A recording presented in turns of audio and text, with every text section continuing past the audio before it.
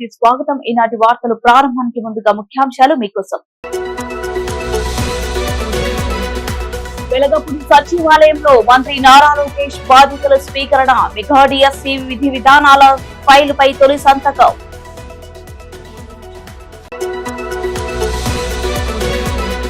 జిల్లాలో డయేరియా అతిసార నివారణకు పకడ్బందీ చర్యలు చేపట్టాలని అధికారులను ఆదేశించిన మంత్రి బీసీ జనార్దన్ రెడ్డి.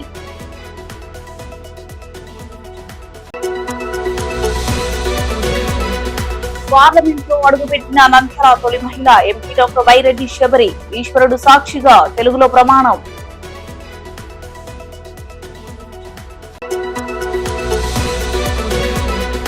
నంద్యాల జిల్లా కలెక్టరేట్ లో ప్రజా సమస్యల పరిష్కార వేదిక ద్వారా ప్రజల నుంచి ఆర్జీలను స్వీకరించిన జిల్లా కలెక్టర్ డాక్టర్ శ్రీనివాసులు.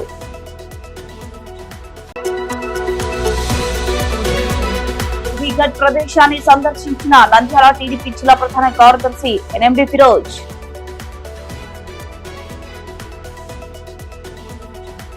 రాష్ట్ర మానవ వనరుల ఐటీ ఎలక్ట్రానిక్ శాఖల మంత్రి నారా లోకేష్ సచివాలయంలో సోమవారం నేరాడబరంగా బాధ్యతలు స్వీకరించారు.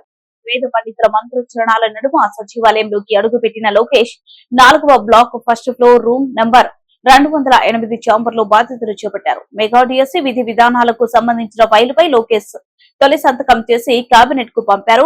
పలువురు విద్యార్థి ఉపాధ్యాయ సంఘ నాయకులు లోకేష్ ను కలిసి అభినందనలతో ముంచెత్తారు. బాధ్యతల స్వీకరణ సందర్భంగా మంత్రులు గుమ్మడి సంధ్యారాణి, ఎస్ సవిత, టీజీ భరత్, మాజీ ఎంపీ గల్లా జయదేవ్, శాసనసభ్యులు పల్లా శ్రీనివాసరావు, బొండ ఉమామహేశ్వరరావు, భాష్యం ప్రవీణ్, నక్క ఆనంద్ బాబు, ఎమ్మెల్సీలు పరచూరి అశోక్ బాబు, వేపాడ చిరంజీవి, కంచర్ల శ్రీకాంత్, భూమిరెడ్డి, రాంభూపాల్ రెడ్డి, టీడీపీ ఎన్ఆర్ఐ విభాగం కోఆర్డినేటర్ వేమూరి రవికుమార్, తెలుగు యువత రాష్ట్ర అధ్యక్షులు శ్రీరామ్ చిన్నబాబు, ప్రధాన కార్యదర్శి రవి నాయుడు, టిఎన్ఎస్ఎఫ్ రాష్ట్ర అధ్యక్షులు ప్రణయ్ గోపాల్, రాష్ట్ర కార్యనిర్వాహక కార్యదర్శి నాదెండ్ల బ్రహ్మం, మాజీ ఎమ్మెల్సీలు YVB Rajendra Prasad, as Ramakrishna, బుద్ధనాగ Jagadish, Angara Rammohan Rao, police housing corporation మాజీ చైర్మన్ నాగుల్ మీరా తదితరులు లోకేష్ ను కలిసి అభినందనలు తెలిపారు.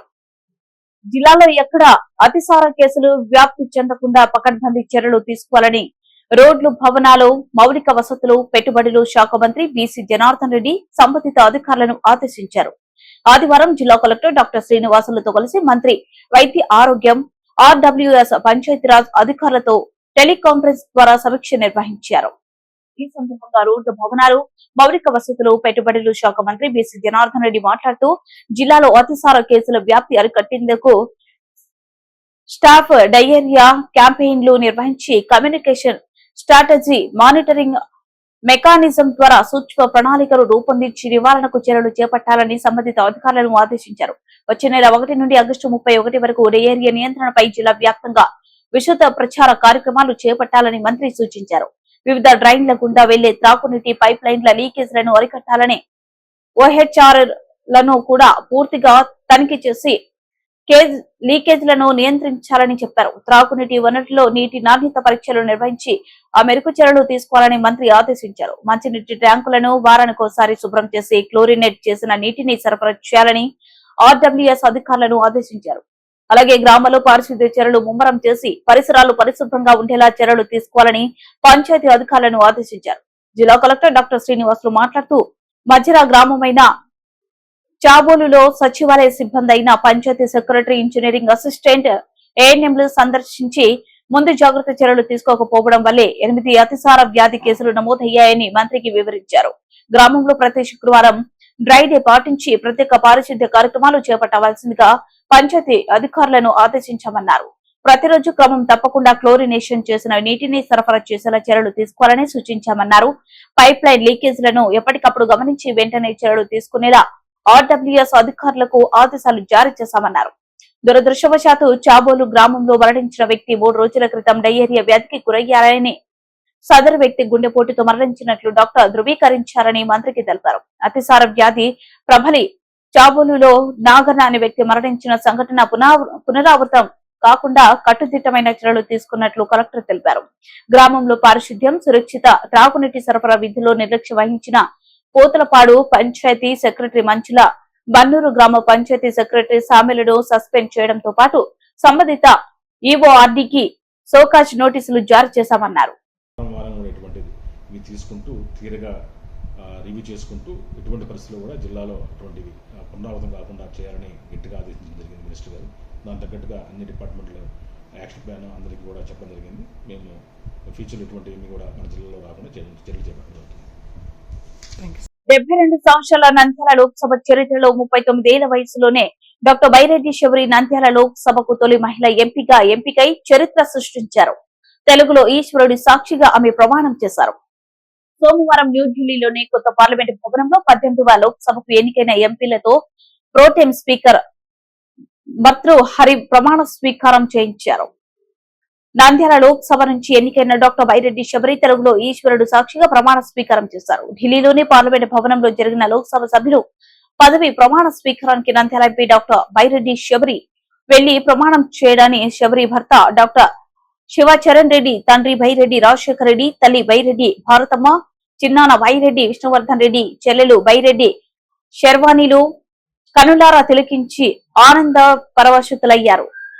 భారతదేశపు సర్వసాధికారమున అఖండతను సమర్థించదగినయు నేను స్వీకరింపబోవు కర్తవ్యమును శ్రద్ధాశక్తులతో నిర్వహించదనయు ఆ ఈశ్వరుని సాక్షిగా ప్రమాణ స్వీకారం చేయుచున్నాను.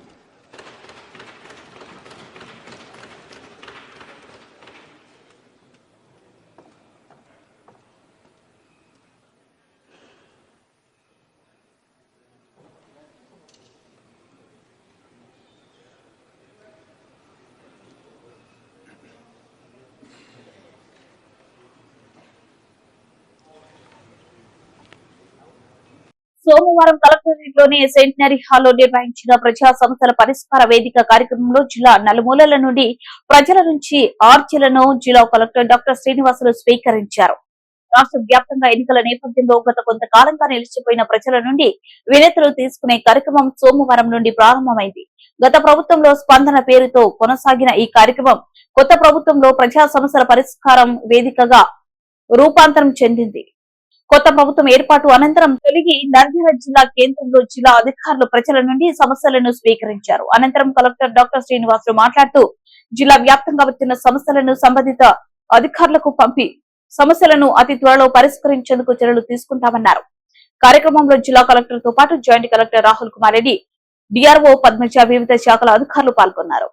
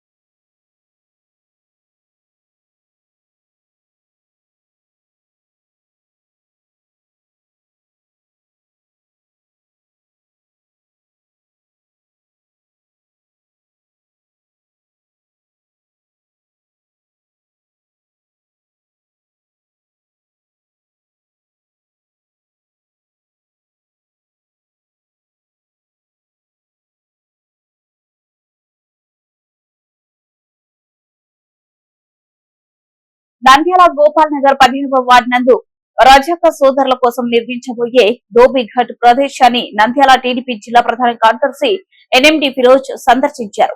ఈ సందర్భంగా ఎన్ఎండి ఫిరోజ్ మాట్లాడుతూ తెలుగుదేశం పార్టీ ఆవిర్భావం నుండి బీసీ సోదరులకు అండదండగా నిలిచిందని, బీసీ సమాజాన్ని అన్ని రంగాల్లో అభివృద్ధి చేయడానికి టీడీపీ పార్టీ కట్టుబడి ఉందన్నారు.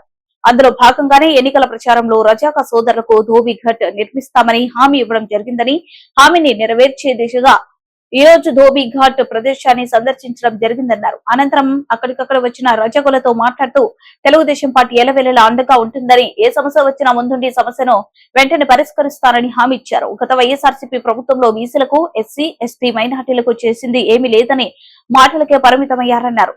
నంద్యాల నా బాధ్యత అనే వ్యక్తి ప్రజల్ని విస్మరించి ప్రజల సమస్యలను పట్టించుకోవడంలో విఫలమయ్యారన్నారు.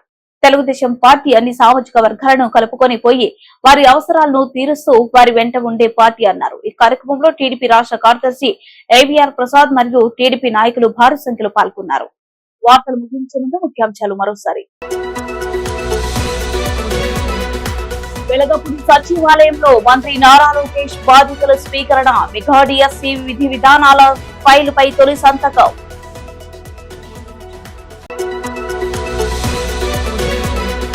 జిల్లాలో డయేరియా, అతిసార నివారణకు పకడ్బందీ చర్యలు చేపట్టాలని అధికారులను ఆదేశించిన మంత్రి బీసీ జనార్దన్ రెడ్డి.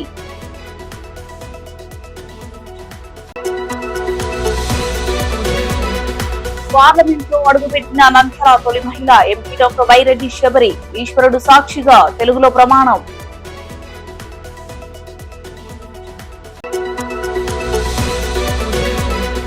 నంద్యాల జిల్లా కలెక్టరేట్ లో ప్రజా సమస్యల పరిష్కార వేదిక ద్వారా ప్రజల నుంచి ఆర్జీలను స్వీకరించిన జిల్లా కలెక్టర్ డాక్టర్ శ్రీనివాసులు.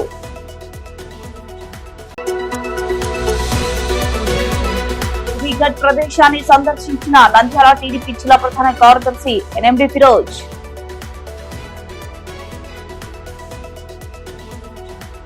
ఈ వార్తలు సమాప్తం. మరిన్ని అప్డేట్స్ కోసం చూస్తూనే ఉండండి ప్రజా టీవీ. ప్రశ్నించే హక్కు మీదే, చూపించే సత్తా మాది.